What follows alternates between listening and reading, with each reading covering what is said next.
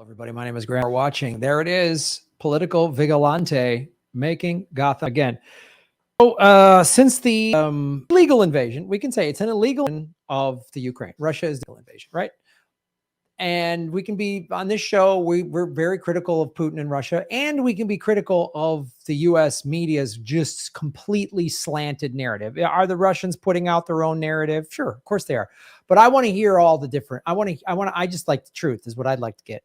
And one of the things that is completely lost in the Western media is the ties that there are, like, far-right neo-Nazis brigades within the Ukraine that America has helped back, right? So there was a coup in 2014 that ousted the pro-Russian government, and America helped that coup happen, and we backed neo-Nazis to do this. And it's like, oh, some people are like, Graham, you're lying. Okay, I'm lying? Here's a documentary the BBC put out in 2015. The far-right group threatening to overthrow Ukraine's government. July 2015. All right. The right sector is a far-right group in Ukraine. They want to bring about another revolution in the country. And this reporter, and I'm just going to show you, this is on YouTube. So the BBC did this. No one in the BBC is bringing this up now. No one in the US or UK media is bringing this up. Isn't that odd? Maybe I missed it, but I'm seeing no one is talking about this.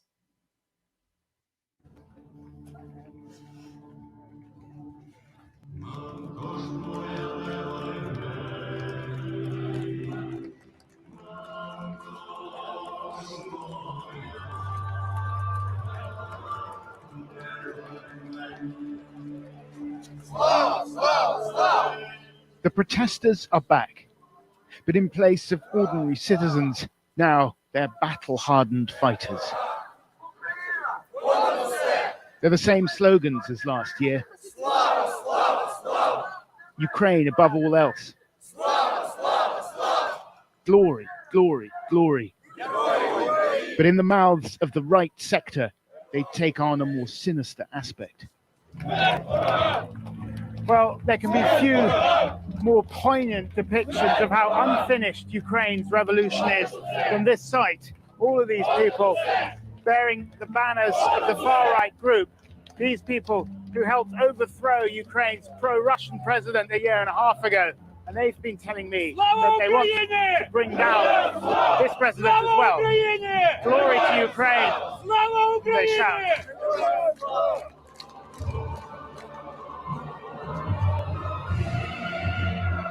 The banner of the right sector harks back to a Ukrainian nationalist movement from the 1940s. They say the colours represent the blood of Ukrainians spilt upon their country's black. Real quick, there was a lot of Nazis that were pro-Hitler in Ukraine in the 40s. Just something to think about. Soil. Their critics call them fascists and neo-Nazis. We all love our country.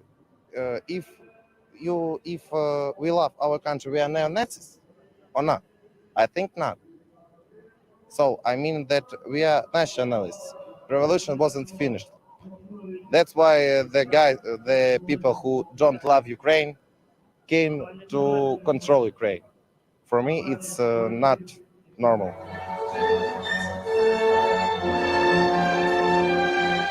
On a summer afternoon in the park in Kiev, it's easy to forget all that's happened here in the past 18 months. The revolution, which is known here as Maidan, overthrew the government and then set this country hurtling towards war. Just as it did during Maidan, the right sector has played a key role in the fighting in the east. Its members are more motivated than Ukraine's conscripted regular army, and the government relies on them to bolster their strength. Now they're flexing their muscles. In recent weeks, the right sector has been involved in firefights with Ukrainian security forces in the west of the country, hundreds of miles from the front line. These clashes in Mukachevo on the border with the European Union were about control of lucrative smuggling routes, but it was also a show of force, a signal from a strong militia to a weak government. Don't cross us. So, I mean, they were fighting in 2015. This is a BBC documentary. This isn't from Russia TV. This is the BBC saying they were fighting. They were supporting the Ukrainian government and then also fighting against them. I mean, the title of this documentary is they could overthrow. This was like, oh, be careful. They could overthrow Ukraine. But it's, I mean, I've shown you this before. This came out, America's collusion with neo-Nazis. Neo-fascists play an important official or tolerated role in U.S.-backed Ukraine. This is from 2018, right? Then there's this report. The CIA may be breeding Nazi terror in Ukraine. And from this, the CIA has been secretly training anti-Russian groups in Ukraine since 2015. Everything we know points to the likelihood that includes neo-Nazis inspiring far-right terrorists across the world. So again, I'm not excusing or apologizing anything Putin is doing, but it's okay that we back neo-Nazis. So I don't know. I want to bring Ron Placone in here to discuss this. He is host of Get Your News On with Ron Placone. Ron, how you doing today? Graham, just go eat some Russian salad dressing, all right, and stop polluting the internet with this. That's what I'm doing. I'm just if I'm showing neo-Nazis that are signing up with the Ukraine and America, I love Putin. I'm yeah, dude, it is so freaking crazy. And honestly, it goes both ways too. I mean, because everyone needs a good guy and a bad guy, and you can't be like, yeah, neo-Nazis in Ukraine, that's not good. U.S. imperialists, that's not good. NATO imperialists, Russia was provoked. Oh, so you're a Putin sympathizer? No, Putin's actions were not justified either. There's bad guys all around. Like, oh, so you're okay with neo-Nazis in Ukraine? No, you just said Putin was bad, though. Yeah, he is. They're bad, too. Well, someone's got to be the good guy and a bad guy because the world is a comic book. No, it isn't. That's the point. The world isn't a comic book. Sometimes there's only bad guys around, and it doesn't mean you sympathize with anyone. You know who I sympathize with? The people of Ukraine who are scared and who are just trying to live their lives and be safe. The people of Russia who are protesting what their government is doing and are still being discriminated against all around the world. Now, it's apparently it's okay to incite violence against Russian people on Facebook right now. Because it's their fault what Putin's doing. I have sympathy for all the other people around the world who are getting bombed by the United States right now. So, it's, yeah. So it's nice that there's a few independent platforms where you can actually have a complex conversation. And I want to say one more thing about all this. Sometimes people will say, like, if you acknowledge, hey, there's no good guys in this situation, it's very complicated.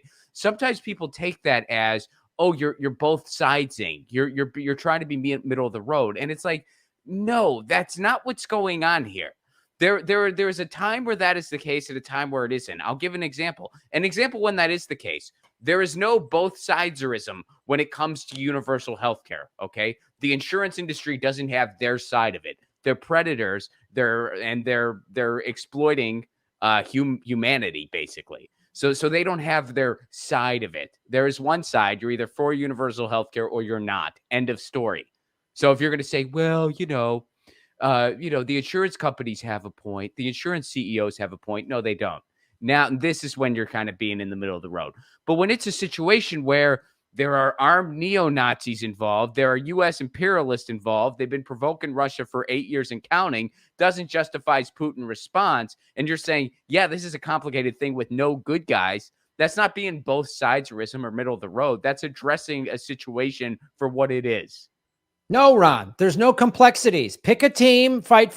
We just had a Super Bowl. You don't say, I want a good game. You either Rams or Bengals, and you paint your face blue or orange, and you shut your mouth and pick a side and be dumb and boil everything down to the simplicities that are the fight between Coke and Pepsi. The irony in all this, I was just rooting for a good game in the Super Bowl. That is actually what I was rooting for. Well, and a lot of people that were betting either the over or the under were doing the same thing. So the side I'm on for this Russia-Ukraine conflict, I'm anti-war. So I'm against whatever side is participating and profiting from and instigating war. That's the side I'm against, and I'm against them 100%. So that side includes Russia, neo-Nazis, NATO, the United States. It includes all of those people. Yeah, so exactly. That's where I'm very clear on this, and people have a hard time. I mean, I wish I had the mental flexibility to be like, I'm anti-war unless the Democrats do it, then I'm all for it. Like, I wish I had that sort of let's go punch a Nazi in the face. It's the summer of 2022, and then summer of 2020, and then summer 2022. It's like, well, let's, war's okay. Let's beat up Russians for no good reason, or it's really, and the thing I keep trying to push on this show and on social media is we're only getting one side of it. Right. And I don't trust the corporate media, and not that I trust RT, but at least they're giving me, I know RT slanted, but at least it's a different side of a slant that I can understand, because if you watch the corporate media, I mean, and the reason why bringing up the neo-Nazi thing is relevant to try to understand where Putin is coming from. I'm not going to try to predict what that guy's going to do, but Americans have no sense of Russia's sacrifice during World War II. They lost 25 million people fighting Nazis in World War II. We lost about 419,000 people. So literally, we lost 2% of what they lost. And so there's a part that's like, I understand Putin going, I don't want Nazis on my border. And the other thing that is not mentioned in the American media or anywhere in the Western media is what has been there's been fighting in the Donbass region for 8 years now, which is what that documentary was showing, starting back in 2014, 2015. And, that region isn't getting bombed anymore by the Ukraine military because Russia invading stopped that bombing. Now, I'm not saying that's why I'm in favor of Russia bombing, but some Ukrainians stopped getting bombed when Russia came in. So, I mean, there's that. Do we want to talk about that side at all? And then again, America has a long, rich history that it loves to not talk about of backing Nazis. I mean, Operation Paperclip, we literally took Nazis from the Nazi party in World War II and brought them to this country to help work in our space program. I mean, that's a matter of public record. And so here we are again, backing Nazis whenever there was also Operation Bloodstone. This is through Freedom of Information Act documents. This isn't some crazy tinfoil hat thing. We backed Nazis in numerous communist countries during the Cold War because we were so against communism that we would back Nazis. Mm-hmm. It's America just switches to whatever side is convenient to benefit our checkbook and our corporations. Russia's been pretty consistent. We're done with Nazis. We lost 25 million citizens. And the other thing too is, I mean, it was even more recent where there was that anti-Nazi piece of legislation, and the only nations against it were the United States and Ukraine. So yeah, I mean, there's been plenty of times where the United States has shown its entire corporate ass, so to speak. So yeah, I mean, so again, let's hope, and this is the far right group. There's also the Azov Brigade, which is very openly neo-Nazi, and we're not, that's not being mentioned. We're not talking about how NATO, one of the things too Putin has said is, NATO's been moving east since the 90s, and I don't want that to happen anymore. And so it's, and we'll get into it in another segment in a second, but it's like, there's a lot of complexities to this that the American media just makes it seem like Putin was just sitting around and went, hey, let's go invade Ukraine because I'm nuts, and that's not accurate at all. And yeah, they're not showing. I mean, yeah, you mentioned they don't show the neo-Nazis in Ukraine. They don't show all the legions of Russian people protesting what their government is doing. I mean, there was just wall-to-wall people protesting, calling for no war, just saying we don't want war, no war. And, they don't show you that stuff. And the reason they don't show you that stuff is because it makes it a little harder to just sell the, hey, we're going to be at war with Eurasia. We hate Eurasia. Eurasia's the problem. It becomes harder to sell that when you humanize the people there, even though, those people aren't Putin himself, but they're still the people there nonetheless. And you're kind of showing that. And when you do that, people kind of connect on a human level. And when they connect on a human level, well, maybe they're going to be inclined to dig a little deeper because they're going to realize, gee, these are just people just like me. I bet there might be a little more to this. And then they're going to find out that, like, oh, wait, we're not the good guys. We're a bad guy too. We're actually a really big bad guy. And we've been the bad guy for years and years. I guess maybe there aren't good guys. Maybe they're all bad guys. Maybe it's a little more complicated than that. And maybe I should just be on the side of no freaking war. Yeah. Yeah. I'm on the side of no war. That's definitely the side I'm on.